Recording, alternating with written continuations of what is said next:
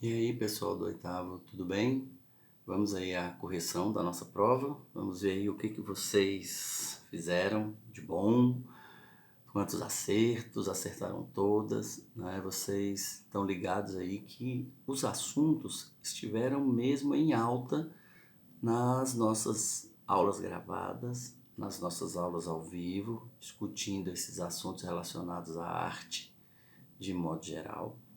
Na revisão que eu mandei para vocês também, se alguém tiver pegado aquela revisão, com certeza conseguiu fazer uma excelente prova, né? E então é isso que eu quero discutir com vocês agora, questão por questão, tirando uma ou outra dúvida que possa ter ficado, mas é mais para a gente poder entender o que aconteceu, né, na avaliação. Então vamos lá. E aí, são 6 questões, né, objetivas, múltipla escolha, e duas, né, para você dar a sua opinião. Então, questão número 1. Os assuntos foram muito, né, discutidos, debatidos, apresentados. Então, primeiro, em uma orquestra, quantos grupos de instrumentos podem ser encontrados? 4. Lembra que eu falei para vocês as cordas, os metais, os instrumentos de percussão. Então é aquele conjunto, são 4 conjuntos muito bem delimitados ali, né, dentro da construção de uma orquestra. Independente de ser orquestra sinfônica, que é uma coisa, e orquestra filarmônica. Tá? Independente disso, são 4 conjuntos. Pode ter até um número menor de instrumentos, 2 instrumentos de cada, mas tem que ter os 4. Os 4 conjuntos. As cordas, os metais, a percussão e por aí vai. Questão 2. Qual estilo musical surgiu como um aprimoramento da escrita musical e influenciou os outros gêneros? Lembra que eu falei isso lá na Idade Média? A música ela era muito limitada em determinados assuntos. De repente, a música clássica começou a expandir, né? Começaram a surgir muitas pessoas interessadas em estudá-la. Por isso surgiu a chamada música barroca, que eu ainda disse para vocês isso numa das nossas aulas. A música barroca foi um diferencial. Era antes da música barroca e depois da música barroca. Né? Quando as pessoas começam então a estudar, a querer entender a escrita musical, as partituras, os sons, as notas musicais, como cada uma encaixa, e começam a estudar canto. Então foi a música barroca que veio trazer essa qualidade para a música na Idade Média. Depois desse momento, então começa a surgir grupos de músicos, que já é a questão 3, né? Que na maioria da construção musical, ou tem a iniciativa privada ou tem a iniciativa pública, que é o governo. Então cada um se preocupou em acolher e em cuidar de uma dessas áreas, né, dos gêneros musicais. Então, qual grupo de músicos são, na sua grande maioria, financiados pela iniciativa privada? Eu vi que alguns alunos marcou orquestra. Não. As orquestras aí está falando das duas juntas, da sinfônica e da filarmônica. A pergunta, quem cuida de um grupo específico, a iniciativa privada, uma empresa, ela vai cuidar de um grupo específico e não das orquestras. Ela vai cuidar só da filarmônica, porque nós temos a orquestra filarmônica, que é ajudada pela iniciativa privada, e a orquestra sinfônica, que é ajudada pelo governo, né? que são órgãos federais ou estaduais que vão manter aquela sinfônica.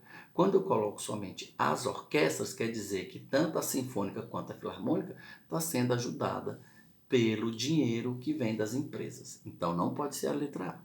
O certo seria a letra B.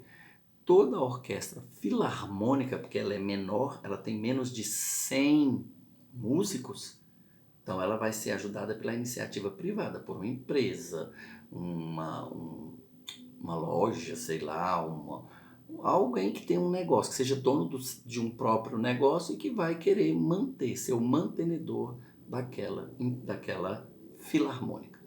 Quando a gente fala de orquestra sinfônica, porque ela é muito grande, geralmente ela tem mais de 100 músicos, né, e manutenção de instrumentos, e viagens e tudo isso, então elas são muito caras. Então quem vai cuidar dessa parte? O governo federal, o governo estadual, né, e por aí vai sendo construída essa questão financeira. Questão 4. Então, qual é, qual é o principal fato histórico que permeia o romantismo no Brasil? Eu preparei uma aula, eu lembro que eu falei com vocês, específica sobre o romantismo, que é um estilo artístico e é um estilo que influenciou a arte, né, da literatura, da pintura, do teatro, da música. Então, o romantismo foi um período no século XIX que influenciou as artes de modo geral, tanto que ele virou um estilo. O romantismo é um estilo artístico. E aqui no Brasil, o romantismo começou a crescer, começou a fazer parte do dia a dia das pessoas, principalmente depois da chegada da família real ao Brasil em 1808, quando chegou Dom João VI, chegou Carlota Joaquina, Dom Pedro I ainda criança. Então eles chegaram no Brasil e tiveram que adaptar a realidade brasileira ao luxo e àquilo que eles tinham na Europa. Então veio o romantismo, eles começaram a abrir escolas de arte, os museus, as bibliotecas e exposições de arte, para que o Rio de Janeiro daquele momento se parecesse um pouco com a Europa de onde eles viviam. Tá? Então, alternativa 4 aí seria a chegada da família real ao Brasil. 5. Qual é a fase do romantismo, que também é conhecida como byroniana ou spleen? É o período ultrarromântico, né? O exagero. Nesse período ultrarromântico é o do exagero da beleza, da cor, do envolvimento, dos amores, né? Os romances com grandes amores. Então é o ultrarromântico, a fase do romantismo, que é o byroniano. E está lá dentro de uma videoaula. Quem abriu uma daquelas aulas, eu coloquei a primeira fase, a segunda fase, a terceira fase. A fase do ultrarromântico é justamente a segunda fase, quando está bem mergulhado, bem intenso nesse estilo. Aí vem a questão 6. Uma das características do romantismo específico, né, na literatura, também está lá anotado para vocês, eu comentei, é o egocentrismo, né? O eu. Então, a arte da literatura busca muito isso, né? Os romances são muito intensos, né? O eu, as tragédias acontecem muito nesse momento aí, nesse estilo literário. E vem as duas questões subjetivas, que era onde você poderia expressar a sua opinião de forma que estivesse dentro do assunto. Não pode fugir do assunto. Então, a questão 7. Explique de forma pessoal o que se entende por samba exaltação. O próprio nome já diz, né? Exaltar. A exaltação é falar da beleza, falar da música, do colorido do Brasil, colocando, né, as questões patrióticas em primeiro lugar, que o nosso país é o melhor, as nossas matas, as nossas flores, a nossa comida, o nosso cheiro.